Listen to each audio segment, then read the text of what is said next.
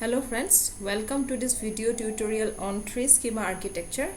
So in today's class, we will have a look on this architecture which is popularly accepted in database management system. So before going to study the tree schema architecture, we should know what is schema. Okay, the description of a database is known as the database schema, and which is specified during database design. Okay. Generally, the schema, whenever we refer to the word called schema, we refer to the database structure. Okay. For example, the different constraints that are in a database, the different data types that are involved in a database. Okay. So those are referred to as a database schema. For example, if you refer to as a bank database, so in bank we are going to store the information about the customer, their account numbers, their loan, etc. So we can have a constraint like an account can be shared by only one person. Okay, in individual account, a joint account can be shared by more than one person. So those are the constraints. Okay, and suppose only one ATM card will be issued to each account holder, so that is a constraint. So those things are stored described in the database schema. So whenever we see the goal of the tree schema architecture, so the goal of this tree schema architecture is to separate the user application. Generally, user is at the topmost position here. Separate the user application from the physical database. So generally, the user are here in the external level, and actual database is stored in this particular level. So this particular schema separates user application from the actual database. For example, whenever you are using a Facebook, so whenever you are viewing the Facebook after clicking the login and the password, you are getting your schema, that is a view. And from this view, you can see the different things that are provided in the Facebook, but you actually don't know where your data or photos or videos are actually stored in the database. Okay. So the goal of the tree schema architecture is this. So in this architecture, there are three levels or three schemas: external schema, external level; conceptual schema or conceptual level; or internal schema or internal level. And this is the actual database. One thing you have to remember that whenever we are adopting this tree schema architecture, generally as a user, we don't have to bother about the database. Okay. For example, let's take an example of a banking database. Okay. So in a bank database, there can be, for example, there can be three different types of users. One can be the customer. Okay. Another can be suppose the cashier or the clerk, and another can be the branch manager. Okay. So whenever a customer will open an online banking software, he will have his own view. So external schema means the schema which is provided by the software to the particular group of user. So in that particular view, the customer can view his balance, can check his transaction. Okay. So he have a different view. He will have a different view. But whenever the clerk will get that view, so his view will be different from the customer. How? Because the clerk can view all the details of all the customers. Okay. He can view. But a customer cannot view the another customers or account holders account. Okay. A customer or account holder can view only his account only. So his view is different from the clerk's view. Okay. And if we talk about the branch manager will have a other separate view.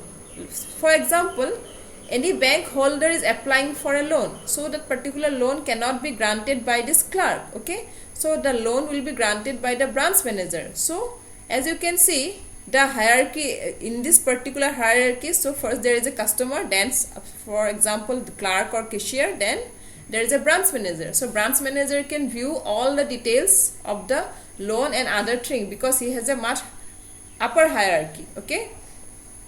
So as you can see, so external schemas are those schema which are provided by the DBMS software to a particular group of user. So whenever we are we are viewing the front page of a particular database management system, that is our schema.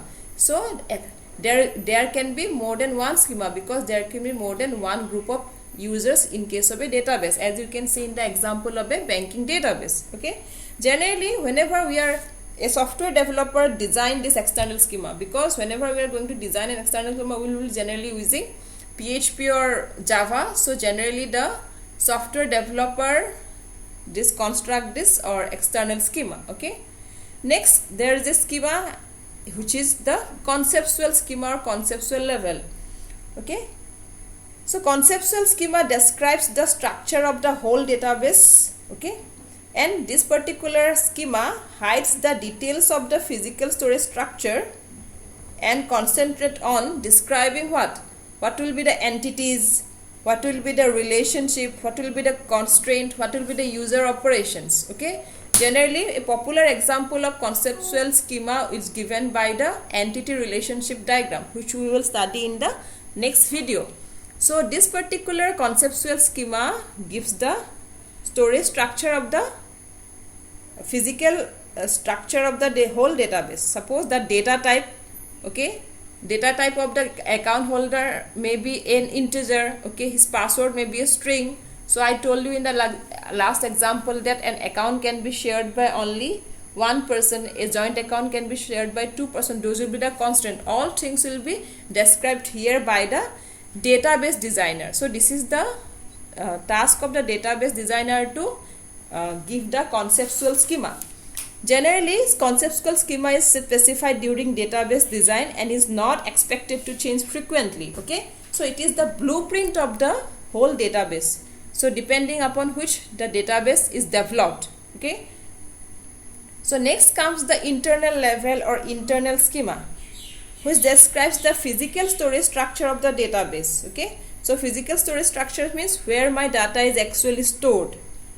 What are the access paths for the database, in which drive my data is stored. So all those details are stored in the internal schema. Okay, and internal schema, whenever this particular physical database design is concerned, so database administrator or DBA takes the full control of the database. So he has the full control over the data.